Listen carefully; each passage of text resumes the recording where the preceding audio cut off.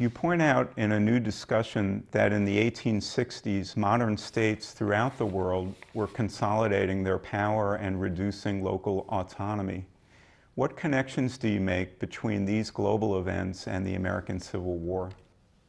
Well, again, the American Civil War, of course, arises out of American circumstances. The existence of slavery, the political debate over slavery, questions of states' rights within the United States, and those aren't exactly matched in other countries.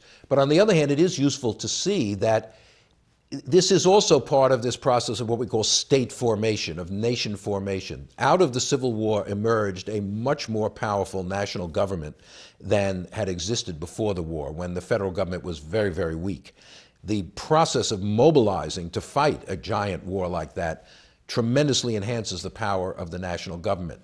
But all over the world, this process is happening in the mid-19th century. The unification of Italy from a bunch of separated little local entities into a nation. Germany, unified by Bismarck in the 1860s. The Meiji Restoration in Japan, where the central government is reclaiming power from local warlords and local autonomy.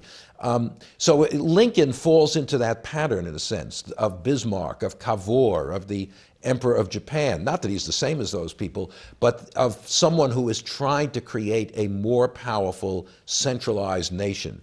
And again, it's useful to know that this is going on in other countries. It's partly because of the rise of industrialism, the rise of mass communications is making possible centralized states, which really couldn't have existed before the Industrial Revolution of the first part of the 19th century.